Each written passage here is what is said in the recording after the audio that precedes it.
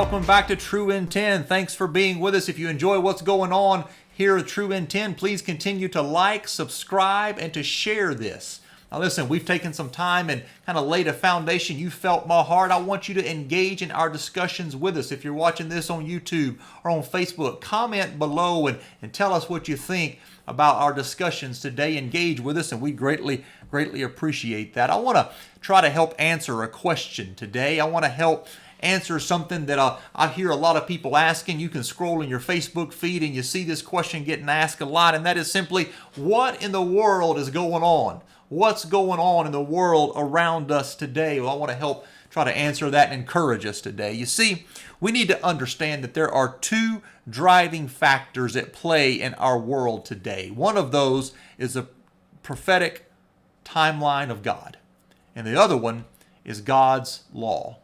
God's law. Now, I recently shared this in a sermon with our church. I'm going to try to summarize for you today and hopefully help us out. You see, there's the laws of God that are in effect in our life, and if we don't understand those laws of God, then we'll misunderstand the world around us. Sometimes we mention the law of God and people think the Old Testament law, but I'm talking about laws that apply to born-again New Testament believers like you and me. Galatians chapter 6 refers to something we call the law of the harvest. And that's what I want to spend just a few minutes talking about today. Galatians chapter 6 and verse 7, Paul says, "Don't be misled. You cannot mock the justice of God. You'll always harvest what you plant." King James Version says you'll always reap what you sow. You see, this law can help us understand what's going on in the world around us, why our country is seeing the events that it's seeing right now. See, this law tells us that whatever we plant, whatever we do, our actions and our decisions, those things are going to come back to us in life. Those things that we plant, we are going to see them sprout up in our garden of life. If we look at a few laws that we have planted as a country, decisions that we have made, we will see that they are in direct opposition to the Word of God. That'll help us understand why we are seeing some of the craziness in our country that we see today. You can go back to June of 1962 and June 1963, two separate rulings from the United States Supreme Court. One declared school-sponsored prayer. Another one declared school-sponsored Bible reading, both as unconstitutional. Just simply 10 years later, in 1973, United States Supreme Court ruling in Roe versus Wade destroyed the sanctity of life, legalizing abortion, and since then we've lost over 45 million infants. June 2015, U.S. Supreme Court destroys the biblical definition of marriage and family by legalizing same-sex marriage across the country. Now listen, if you've had an abortion, if you're in a same-sex relationship, we want you to know that we love you and we're reaching out to you. And we want God to move and to work in your life. See, the problem is, as a society, we have sat back and let Hollywood feed us a lot of things that go against the Word of God, and we've laughed at them. We've entertained ourselves with them. You go all the way back to 1977.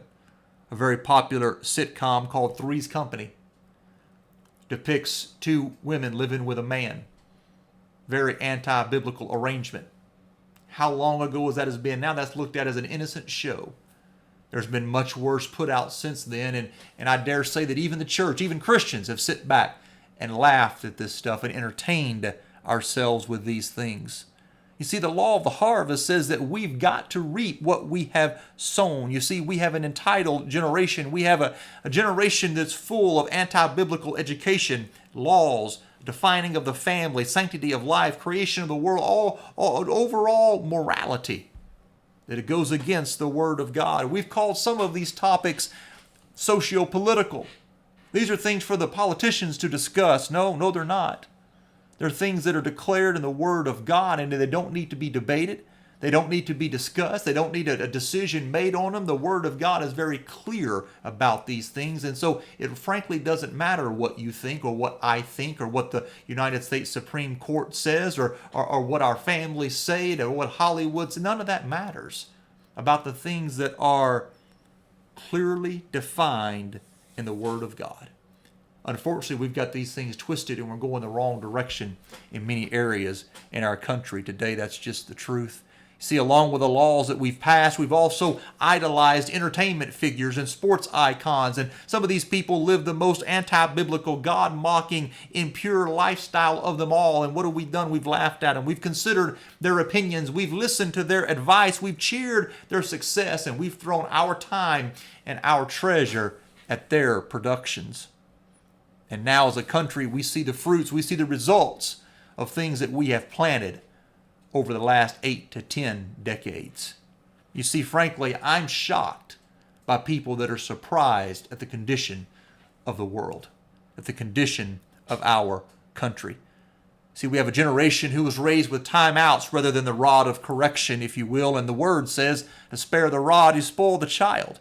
So these spoiled children, they're now adults, and they're not happy yet again, so they're tearing up our cities and destroying what your tax dollars have paid for. Why are you surprised? It's simply the law of God at work. You see, according to God's prophetic word and the things that we've planted in our country, there's some dark days ahead, my friend. But there's good news according to the law of the harvest as well. If you continue reading Galatians chapter 6 and verse 9, Paul says, let's not get tired of doing what is good. At just the right time, we will reap a harvest of blessing if we don't give up. You see, Paul knew that there were people then, there's people today that are planning some really good things. The church, the children of God, those that are spirit-filled, spirit-led, those that are living a life pleasing to God. We're planning some good things, and we're going to reap a harvest of blessing if we don't give up. So listen to me, moms and dads, those of you that are praying for your kids, don't give up. Keep praying those good prayers. Prayer warriors, keep praying those good prayers. Those of you that are studying the Word of God, keep studying the Word. Those of you that are sharing your testimony with other people, keep planning those good things. Now is not the time to give up. Those of you that are listening to others, those of you that are giving of your time and your talent and your treasure, those of you that are encouraging other people, living a life of faith, keep planting those good things. It's not time to give up. We have a promise. The law of God says He's going to reward those good works. He's going to reward those great things if we simply don't give up. All of those prayers have been stored up. All of that praying, all of that fasting, all of that studying, all of that preparing, all of that sharing of your testimony, all those things are stored up for such a time as this. And it's going to result in a great harvest, a great revival, great blessings in your life. Don't give up. Don't stop planting those good things. How are you so certain about that, Chris? Because that's also the law of God. Everything you planted good for God, it's going to sprout up just at the right time. Paul said it will reap a harvest of blessing if we don't give up. So that's my prayer for you today, is continue to encourage and continue to live a life of faith. Continue to pray, fast, and believe. Study the Word of God. Put time in His presence and watch those good things come up in your life.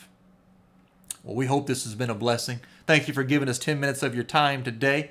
I want you to comment if you're, again, watching this on YouTube or Facebook. Comment below and tell us what you think of the condition of the world around us, but also maybe tell us about some of the things you've planted in faith, some expectation you've got in prayer that you're excited to see God sprout up in your life, to bring about in your life. Share that with somebody in the comments below. Encourage them. That'll be a great, great thing. This has been a blessing. Please continue to like, comment, and share. Until next time, continue to expect great things. God bless.